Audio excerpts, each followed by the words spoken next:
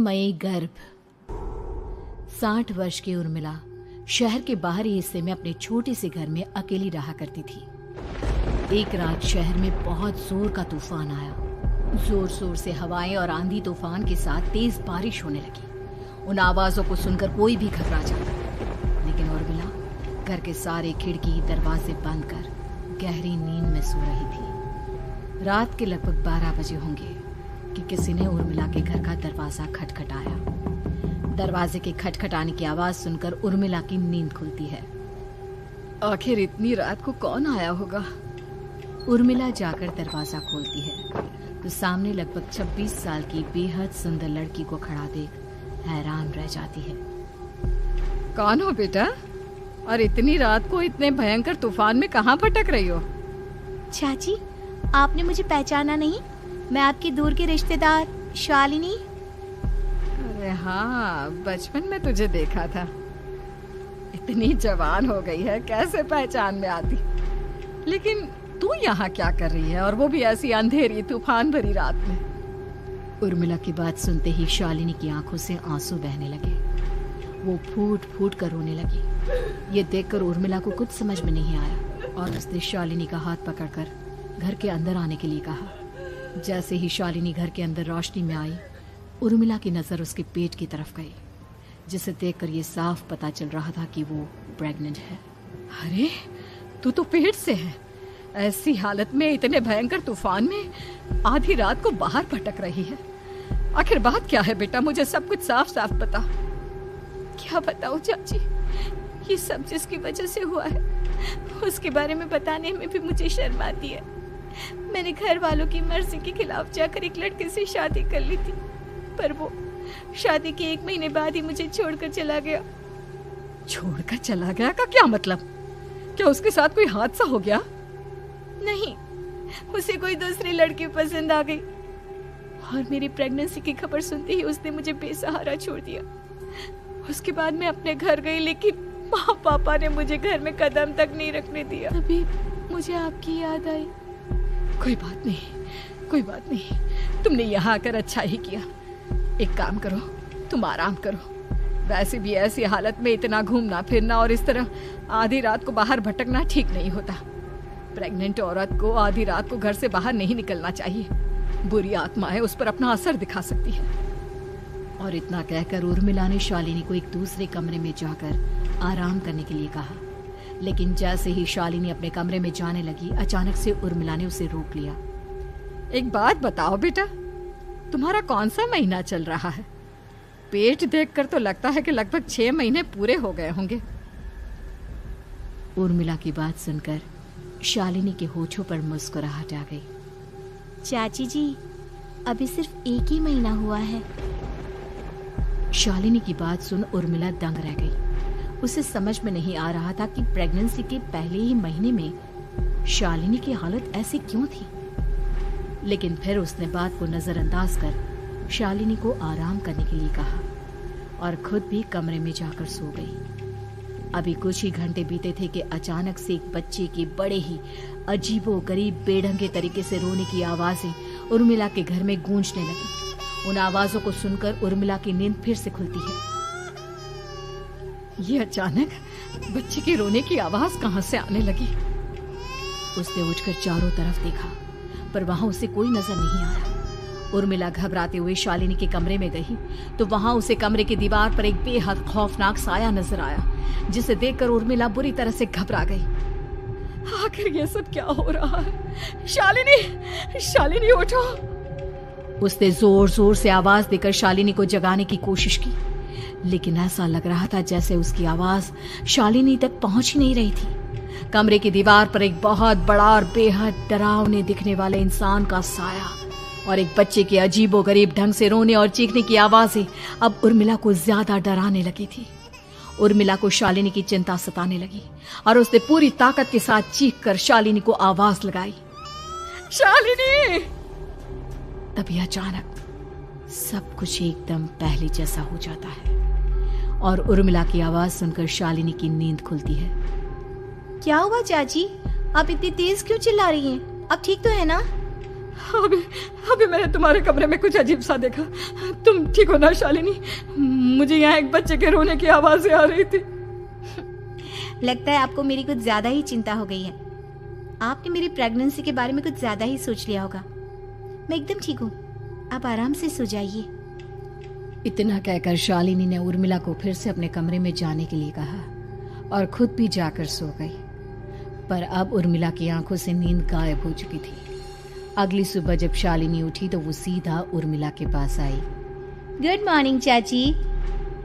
तभी अचानक उर्मिला की नजर शालिनी के पेट पर पड़ती है, जिस पर नीले रंग से एक अजीब सी आकृति नजर आ रही थी। शालिनी, ये तुम्हारे पेट को क्या हुआ? मैंने इतनी औरतों को देखा है, ऐसा तो किसी के साथ नहीं होता।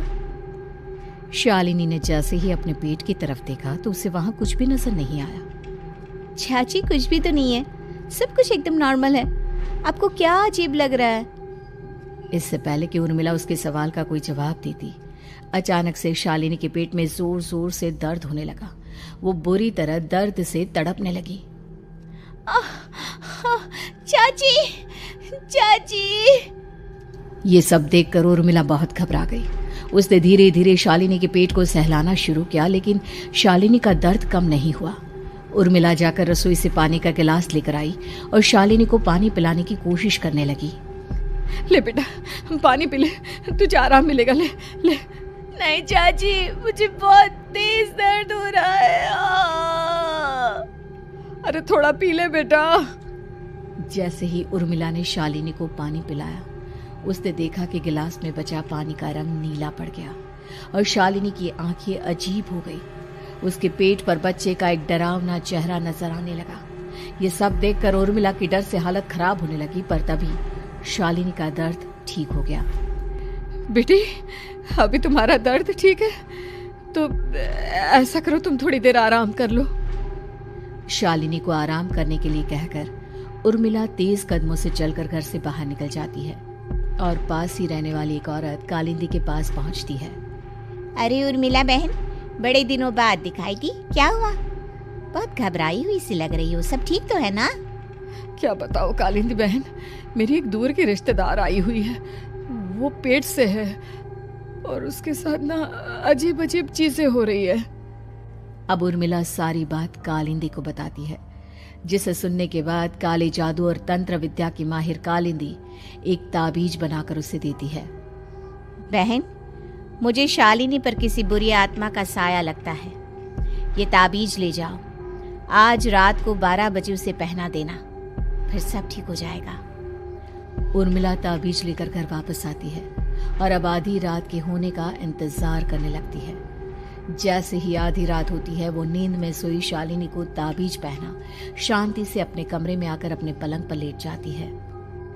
अब सब ठीक हो जाएगा, ये सोचकर उर्मिला शांति की एक सांस ही लेती है कि तभी अचानक उसकी आंखों के सामने कुछ ऐसा आता है जिसे देखकर उर्मिला डर से चीखने लगती है।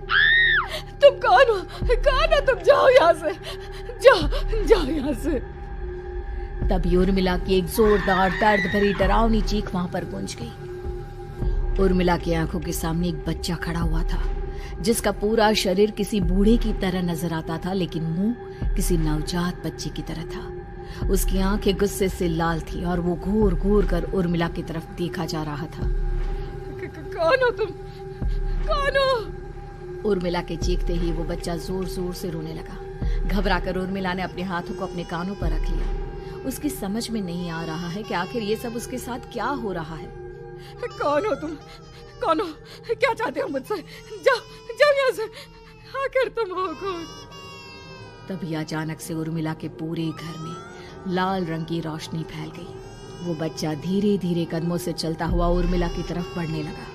किसी नवजात पैदा हुए बच्चे के जैसे उसके रोने की आवाज अब उर्मिला के कानों में गूंज रही थी। लेकिन कुछ ही सेकंड में वो चुप हो गया और उसने बेहद खतरनाक आवाज में उर्मिला के सवाल का जवाब दिया।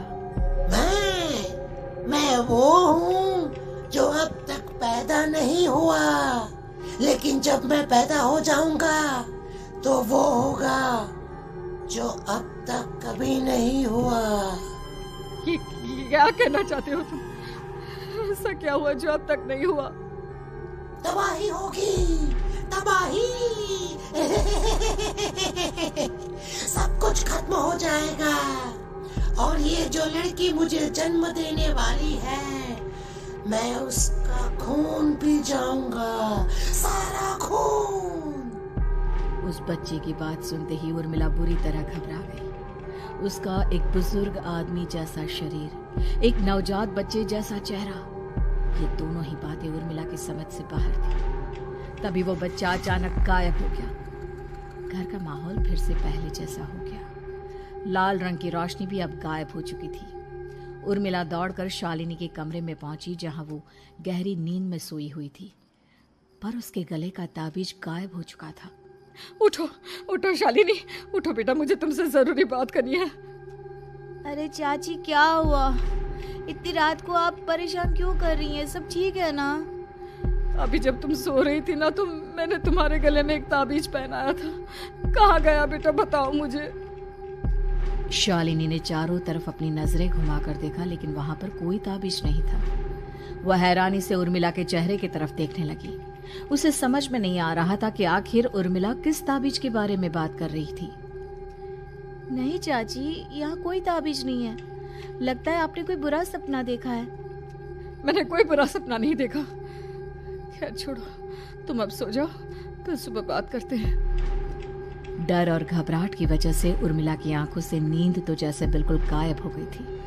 अगली सुबह उर्मिला बिना कोई देर किए गांव के बाहर एक छोटी सी झोपड़ी में रहने वाले बूढ़े पंडित के पास पहुंची। पंडित जी, मेरी मदद कीजिए। अरे आओ आओ उर्मिला, क्या हुआ? सब ठीक तो है ना? क्या बताओ पंडित जी, बहुत बड़ी मुसीबत है।